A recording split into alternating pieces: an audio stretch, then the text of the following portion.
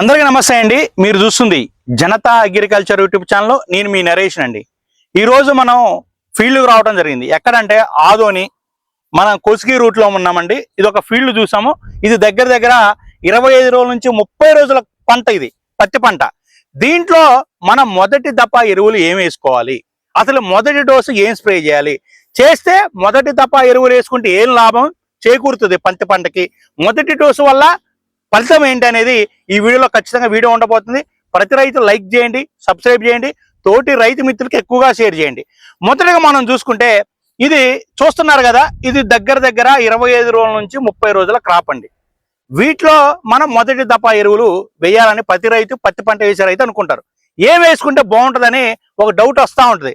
అరే అసలు నేను పత్తి పంట వేసాను, మనం మొదటి దఫా ఎరువులు వేసుకోవాలి, ఏం వేసుకోవాలి, దానివల్ల యూజ్ ఏంది? మనం మొదటి దఫా ఎరువులు గనక అనుకుంటే ఖచ్చితంగా డిఏపి ప్లస్ యూరియా కలిపి వేసుకోండి. మీరు డిఏపి ప్లస్ యూరియా కలిపి వేసుకునేటప్పుడు ఏం చేయాలి అంటే, మీరు ఇట్లా సాలు పోసుకుండా వెళ్ళకండి.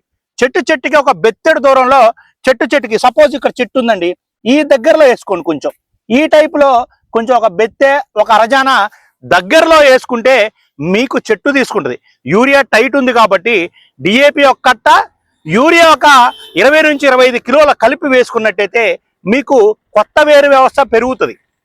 దాంతోపాటు మంచి చెట్టు అనేది గ్రీనిష్గా గ్రోత్ పెరుగుతుంది. అసలు డిఏపి యూరియా వేయటం వల్ల మనకి ఏమవుతుందంటే నత్రజని లెవెల్స్ పెరుగుతాయండి భూమిలో. దాంతోపాటు భాస్వరం పెరిగింది. భాస్వరం నత్రజని ఉండటం వల్ల మంచి వేరు వ్యవస్థ డెవలప్ అవుతుంది. దాంతోపాటు మనకి చెట్టు కూడా గ్రీనిష్తో కూడిన చెట్టు తయారవుతుంది. దాంతోపాటు గ్రోత్ కూడా బాగా వస్తుంది. దానివల్ల మనకి భూమిలో నుంచి చెట్టు తీసుకొని ఆరోగ్యకరంగా పెరుగుతుంది మనం మొదటి దఫా ఎరువులు వేయటం వల్ల. మరి మన 30 రోజుల క్రాప్ అయింది, మరి చెట్టు ఎలా పెంచుకోవాలి? వచ్చేది ఏంటి మనకి 30 రోజుల వయసులో పత్తి పొలంలో వచ్చేది ఏంటి? మనకి తెల్లదామ వస్తుంది, పచ్చదామ వస్తుంది, నల్లి వస్తుంది, పేరుబంక వస్తుంది, పిండి నల్లి వస్తుంది. ఈ 5 రకాలు వచ్చి మన పంటని నాశనం చేస్తుంది. నాశనం చేయతో పాటు ఒక గ్రోత్ రాదు, ఒక సైడ్ పంగులు రావాలి. ఇప్పుడు చెట్టు ఉందండి, సపోజ్గా మనకున్న ప్రాబ్లం ఏంటంటే ఒక 30-35 రోజుల తర్వాత ఆకు వెనక భాగంలో దోమన్న, నల్లన్న, లేకపోతే పేనుబంకన, జేడ అంటాం, ఇవన్నీ చేకూర్చి ఆకు రసం పీల్చడం వల్ల చెట్టు గ్రోత్ రాదు, సైడు పంగులు రావు. మరి ఏం చేయాలి అనుకుంటే మొదటి డోస్ వచ్చేలోపు మనం ఒక 25 రోజులు 35 రోజుల తర్వాత మనం ఖచ్చితంగా జూపిటర్ స్ప్రే చేసుకోండి. మరి జూపిటర్ స్ప్రే చేయటం వల్ల ఏమవుతుంది అనుకుంటే, జూపిటర్ని స్ప్రే చేయటం వల్ల తెల్లదోమ పోయిద్ది, పచ్చదోమ పోయిద్ది, నల్లి పోయిద్ది, పేనుబంక పోయిద్ది, జేడా పోయిద్ది, పిండి నల్లి పోయి మంచి గ్రోత్ వస్తుంది.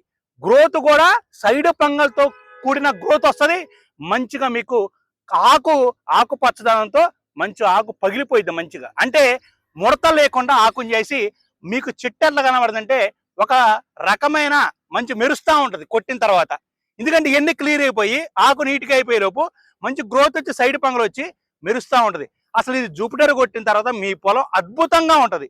అసలు మీరు కొట్టిన తర్వాత ఒక గ్రోత్ చూస్తారు. సపోజ్ గ్రోత్ వస్తుంది, ఆకు నీట్గా అయితే మంచి సైడ్ పంగలు విపరీతంగా వస్తాయి.